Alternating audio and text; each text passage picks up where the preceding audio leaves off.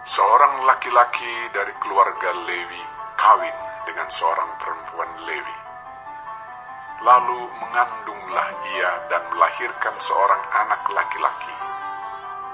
Ketika dilihatnya bahwa anak itu cantik, disembunyikannya 3 bulan lamanya. Tetapi ia tidak dapat menyembunyikannya lebih lama lagi.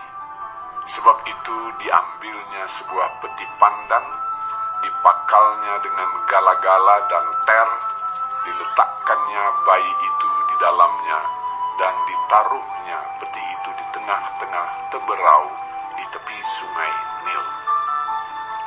Kakaknya perempuan berdiri di tempat yang agak jauh untuk melihat apakah yang akan terjadi dengan dia. Maka datanglah putri Firaun untuk mandi di sungai Nil. Sedang dayang-dayangnya berjalan-jalan di tepi sungai Nil, lalu terlihatlah olehnya peti yang di tengah-tengah teberau itu. Maka disuruhnya hambanya perempuan untuk mengambilnya. Ketika dibukanya, dilihatnya bayi itu, dan tampaklah anak itu menangis, sehingga belas kasihanlah ia kepadanya dan berkata, "Tentulah ini bayi orang Ibrani." Lalu bertanyalah kakak anak itu kepada putri Firaun, "Akan kupanggilkah bagi Tuan Putri seorang inang penyusu dari perempuan Ibrani untuk menyusukan bayi itu bagi Tuan Putri?" Sahut putri Firaun kepadanya. "Baiklah." Lalu pergilah gadis itu memanggil ibu bayi itu. Maka berkatalah putri Firaun kepada ibu itu, "Bawalah bayi ini dan susukanlah dia bagiku, maka aku akan memberi upah kepadamu."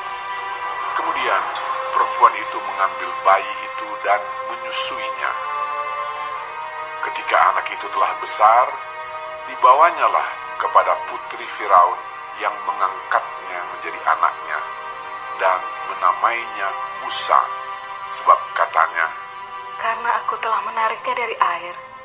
pada waktu itu ketika Musa telah dewasa, ia keluar mendapatkan saudara-saudaranya untuk melihat kerja paksa mereka. Lalu dilihatnyalah seorang Mesir yang memukul seorang Ibrani, seorang dari saudara-saudaranya itu. Ia menoleh ke sana sini, dan ketika dilihatnya tidak ada orang, dibunuhnya orang Mesir itu, dan disembunyikannya mayatnya dalam pasir. Ketika keesokan harinya ia keluar lagi, didapatinya 2 orang Ibrani tengah berkelahi. Ia bertanya kepada yang bersalah itu, "Mengapa engkau pukul temanmu?" Tetapi jawabnya, "Siapakah yang mengangkat engkau menjadi pemimpin dan hakim atas kami? Apakah engkau bermaksud membunuh aku, sama seperti engkau telah membunuh orang Mesir itu?" Musa menjadi takut sebab pikirnya, tentulah perkara itu telah ketahuan. Ketika Firaun mendengar tentang perkara itu, dicarinya ikhtiar untuk membunuh Musa. Tetapi Musa melarikan diri dari hadapan Firaun dan tiba di tanah Midian. Lalu ia duduk-duduk di tepi sebuah sumur. Adapun imam di Midian itu mempunyai 7 anak perempuan. Mereka datang menimba air dan mengisi palungan-palungan untuk memberi minum kambing domba ayahnya. Maka datanglah gembala-gembala yang mengusir mereka. Lalu Musa bangkit menolong mereka dan memberi minum kambing domba mereka.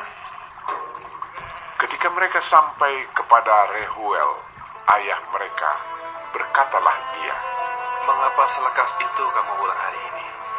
Jawab mereka, "Seorang Mesir menolong kami terhadap gembala-gembala, bahkan ia menimba air banyak-banyak untuk kami dan memberi minum kambing domba." Ia berkata kepada anak-anaknya, "Di manakah ia? Mengapakah kamu tinggalkan orang itu? Panggillah dia makan." Musa bersedia tinggal di rumah itu. Lalu diberikan Rehuelah Zipora, anaknya, kepada Musa. perempuan itu melahirkan seorang anak laki-laki. Maka Musa menamainya Gersom, sebab katanya, Aku telah menjadi seorang pendatang di negeri asing. lama sesudah itu matilah Raja Mesir. Tetapi orang Israel masih mengeluh karena perbudakan. Dan mereka berseru-seru sehingga teriak mereka minta tolong karena perbudakan itu sampai kepada Allah. Allah mendengar mereka menerang, lalu ia mengingat kepada perjanjiannya dengan Abraham, Ishak, dan Yakub. Maka Allah melihat orang Israel itu, dan Allah memperhatikan mereka.